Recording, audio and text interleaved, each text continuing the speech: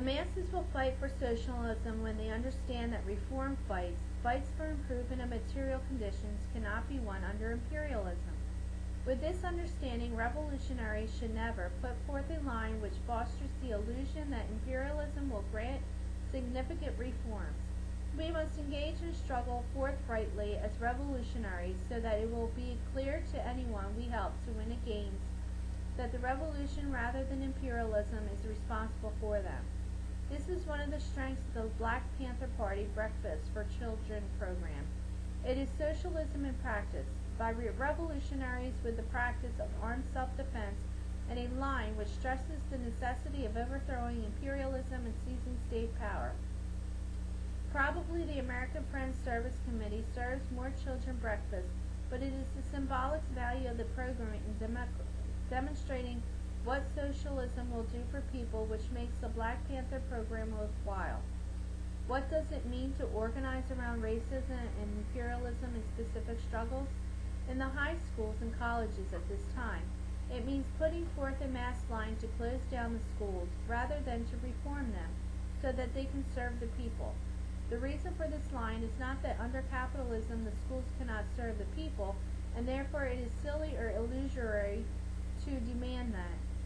Rather, it is that kids are ready for the full scope of militant struggle and already demonstrate in consciousness of imperialism, such that struggles for a people-serving school would not raise the level of their struggle to its highest possible point.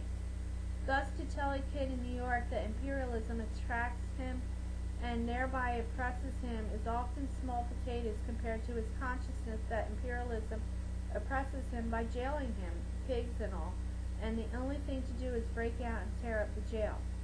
And even where high school kids are not yet engaged in such sharp struggle, it is crucial not to build consciousness only around specific issues such as tracking or ROTC or racist teachers, but to use these issues to build toward the general consciousness that the schools should be shut down. It may be important to present a conception of what schools should or could be like. This would include the abolition of the distinction between mental and physical work, but not offer this total conception as really possible to fight for in any way but through revolution. A mass line to close down the schools or colleges does not contradict demands for open admissions to college or any other good reform demand. Agitational demands for impossible but reasonable reforms are a good way to make a revolutionary point. The demand for open admissions by asserting the alternative to the present school system exposes its fundamental nature. That is, its racist, class-based, and close-pointing to the only possible solution to the present situation. Shut it down. The impossibility of real open admissions, all black and brown people admitted, no flunk-outs, full scholarship under present conditions, is the best reason that the schools show no possibility for real reform to shut the schools down.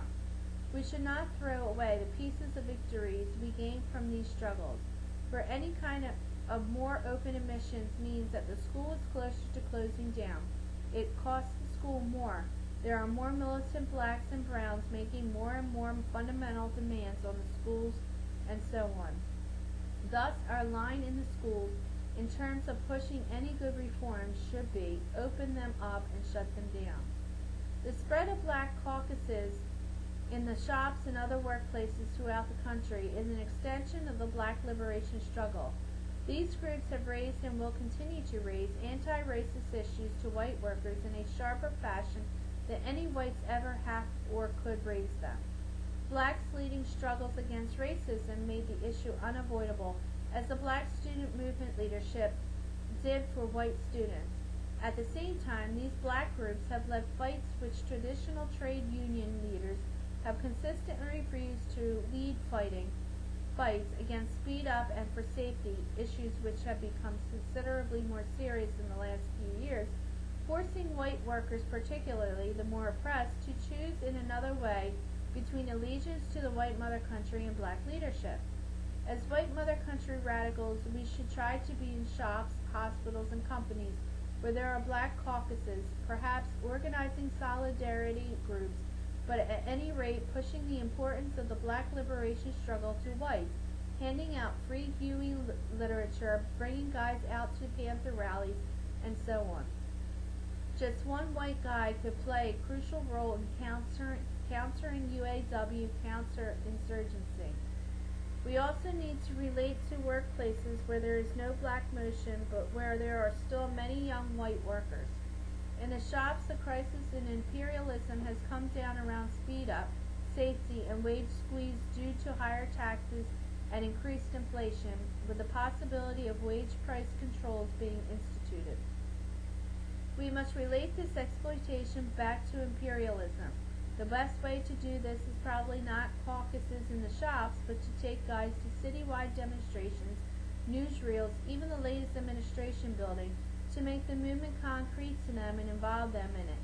Further, we can affect consciousness and pick up people through agitational work at plants, train stops, etc., selling movements, handing out leaflets about the war, the Panthers, the companies holding overseas or relations to defense industry, etc. After the Richmond strike, people leafleted about demonstrations in support of the Caraco oil workers, Free Huey May Day, and People's Park. SDS has not dealt in any adequate way with the women question. The resolution passed at Ann Arbor did not lead to much practice, nor has the need to fight male supremacy been given any programmatic direction within the RYM. As a result, we have a very limited understanding of the tie-up between imperialism and the women question, although we know that since World War II, the differential between men's and women's wages has increased, and guess that the breakdown of the family is crucial to the woman question. How do we organize women against racism and imperialism without submerging the principled revolutionary question of women's liberation? We have no real answer, but we recognize the real reactionary danger of women's groups that are not self-consciously revolutionary and anti-imperialist. To become more relevant to the growing women's movement, SDS women should begin to see as a primary responsibility the self-conscious organizing of women. We will not be able to organize women unless we speak directly to their own oppression. This will become more and more critical as we work with more oppressed women. Women who are working and women who have families face male supremacy continuously in their day-to-day lives. That will have to be the starting point in their politicization.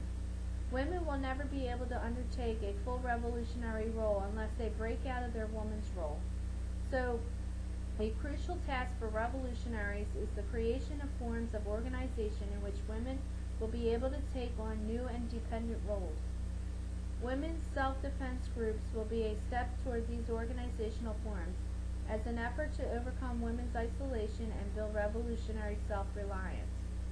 The cultural revolt of women against their role in imperialism, which is just beginning to happen in a mass way, should have the same sort of revolutionary potential that the RYM claimed for youth culture. The role of the wife mother is reactionary in most modern societies, and the disintegration of that role under imperialism should make women more sympathetic to revolution. In all of our work, we should try to formulate demands that not only reach out to more oppressed women, but ones which tie us to another ongoing struggles in the way that a daycare center at U of C, University of Chicago, enabled us to tie the women's liberation struggle to the black liberation struggle. There must be a strong revolutionary women's movement, for without one, it will be impossible for women's liberation to be an important part of the revolution. Revolutionaries must be made to understand the full scope of women's oppression and the necessity to smash male supremacy.